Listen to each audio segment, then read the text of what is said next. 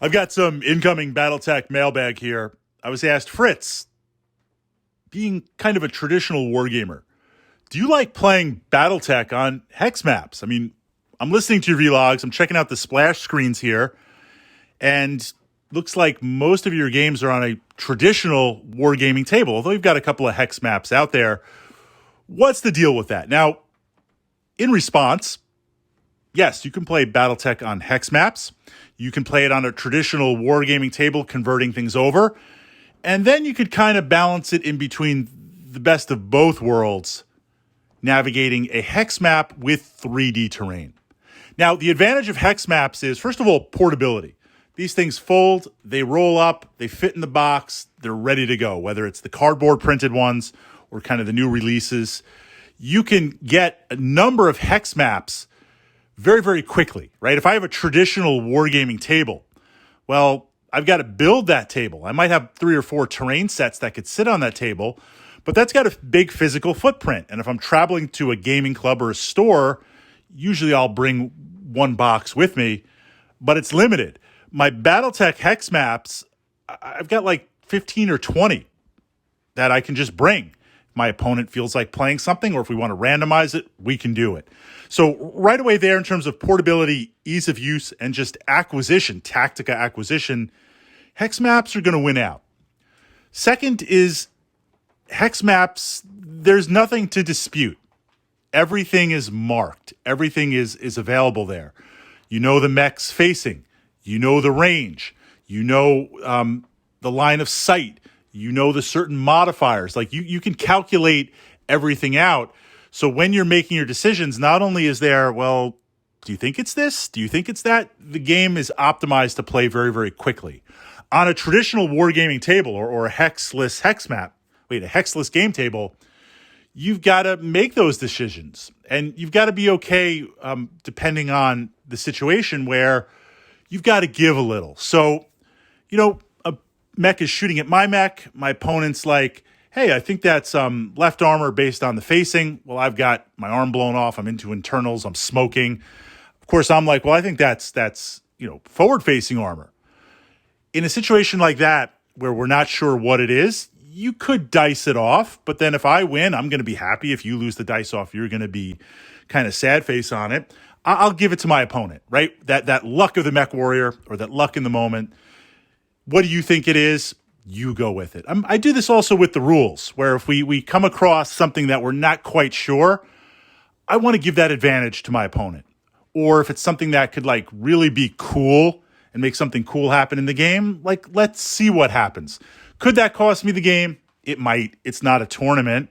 But likewise, I could say if that one little thing cost me the game, then, it is what it is. My tactics should have been a little bit better. But relationships being relationships, and the game as it is, that depends on your opponent. When you're on a Hex Map, there's absolutely nothing to dispute. So there is that advantage in terms of speed and play. Wargaming table, traditional wargaming table, look, it looks great.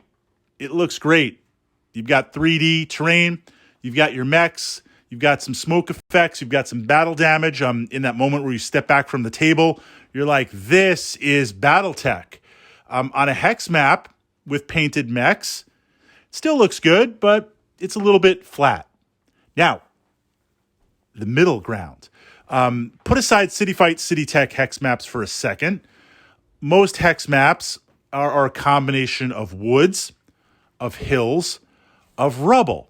What I have as a midpoint is I can have I have it in a box. I've got about 20 Hex Maps in there. I've then got a foam tray that I pull out that has poker chips that I've painted and mounted the terrain pieces on. So if it's a forest, I've got a couple of trees and some shrubbery.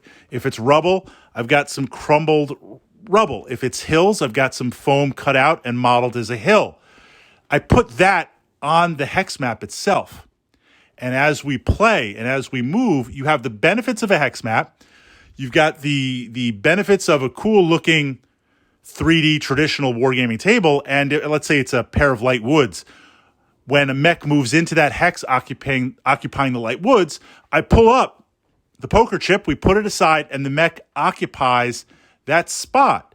So it's kind of the best of both worlds, and I do regularly play with that if I'm going to play at a store or a club, because I have to realize the fact that like I might not have the space for a traditional wargaming table, and I might not have the time for it. That's a different type of Battletech than if I'm going over to my friend's house or it's we're going to be playing all Saturday at the club. Well, yes, then we've got time for a massive table to play. But if it's like at a club or a store, we've got 3 hours to play. There's going to be some dudes playing D&D. There's going to be some other systems. We've got 40K going on.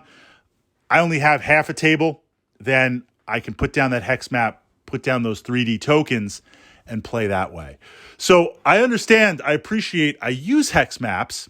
I won't say that I'm always 100% traditional wargaming table, but it depends in that moment what's going on. In terms of new Battletech players, this is how I would approach it. I'd start collecting the hex maps. I'd get as many as I can, whether they're the standard issue or some of the other print and plays out there. Build up your hex map library so you've got a variety of situations that you can quickly shift through and play to get the most out of your miniature collection. They're portable, they're with the rules, they're with your mech. Battletech's great because in terms of transportation, it doesn't have a giant footprint. Once you've established that, then upgrade to a bigger box and make some of those hex terrain tokens. Maybe they're even 3D printed. Make those. Have that. So now you've got the hex map, but you could also go 3D.